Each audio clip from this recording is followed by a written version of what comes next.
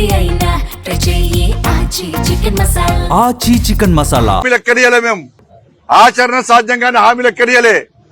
కానీ ప్రజలకు మా మీద విశ్వాసం, నరేంద్ర మోడీ గారి ప్రభుత్వం మీద నమ్మకం. 1400-1500 కోట్ల రూపాయలు కన్వర్ట్ తీసుకొచ్చినటువంటి ఇచ్చినటువంటి ప్రభుత్వం నరేంద్ర మోడీ ప్రభుత్వం. అవే కాదు, అనేక సంక్షేమ పథకాలు అందిస్తున్న ప్రభుత్వం నరేంద్ర మోడీ ప్రభుత్వం. ప్రజలు బేరీజు వేసుకున్నారు. బీఆర్ఎస్ పార్టీ ఒక్క పైసా అయ్యలే, కాంగ్రెస్ పార్టీ 2 సంవత్సరాలు ఒక్క పైసా అయ్యలే.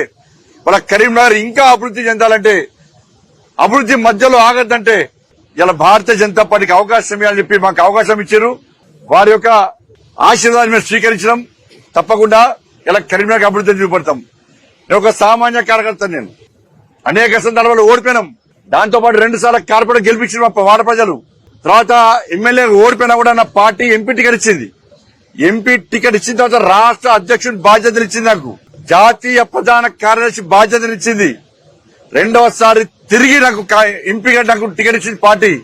నన్ను కేంద్ర మంత్రి చేసింది నా పార్టీ. పార్టీ ఏదైతే బాధ్యతలు ఇచ్చిందో దాన్ని తూచా తప్పకుండా అమలు చేస్తూ ఒక సామాన్య కార్యకర్తగా ఇలా ప్రజల మధ్య తిరుగుతుంటే వాళ్ళ కరీంనగర్ ప్రజలు ఇలా భారతీయ జనతా పార్టీకి బ్రహ్మరథం పట్టడం నిజంగా ఇది పట్టలేని సంతోషం.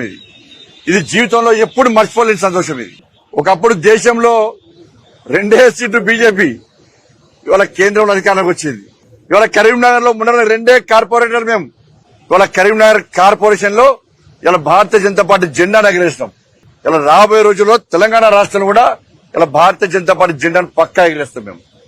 కాబట్టి ఇక్కడ Congress party, BRS party, MIM party 3 కుమ్మక్కై ఏ విధంగా డబ్బులను వెదజల్లిందో, ఓటుకు 7,000 రూపాయలు, ఓటుకు 10,000 రూపాయలు. ఇలా మా పార్టీ నాయకులకు కూడా మా పార్టీ అభ్యర్థులకు ఫోన్ చేసి 50 లక్షలు ఇస్తాం, 1 కోటి రూపాయలు ఇస్తాం, మీరు గెలుస్తున్నారు, మా పార్టీకి రండి అంటే మా పార్టీ అభ్యర్థులు ఏ విధంగా వాళ్ళకు సమాధానం చెప్పాలో ఆ విధంగా సమాధానం చెప్పారు. రాష్ట్ర ముఖ్యమంత్రి గారు వచ్చారు. రాష్ట్ర ముఖ్యమంత్రిని సరిపోలే, బడే బాయ్ ను పంపిండు, మళ్ళా అసదుద్దీన్ ఓవైసీని సరిపోలే, చోటే బాయ్ అక్బరుద్దీన్ పంపించిండు సరిపోలే. మహారాష్ట్ర నుంచి వినిపించుకున్నారు, ఢిల్లీ నుంచి వినిపించుకున్నారు, కర్ణాటక నుంచి వినిపించుకున్నారు.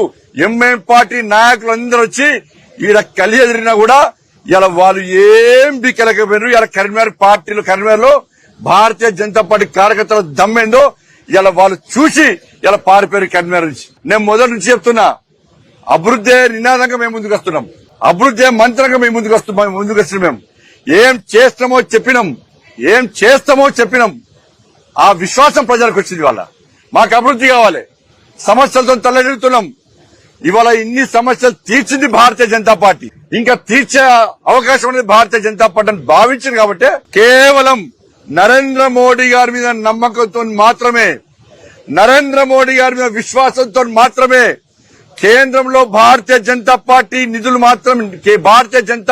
మాత్రమే నిధులు ఇస్తుంది, కరీంనగర్ ను అభివృద్ధి చేస్తుంది అని ఒక విశ్వాసం ఉంది. కాబట్టి ఇలా నరేంద్ర మోడీ గారి ఫోటో చూసి, నరేంద్ర మోడీ గారు చూసి ఇలా ప్రజలు మమ్మల్ని ఆశీర్వదించారు, మా అభ్యర్థులను గెలిపించారు.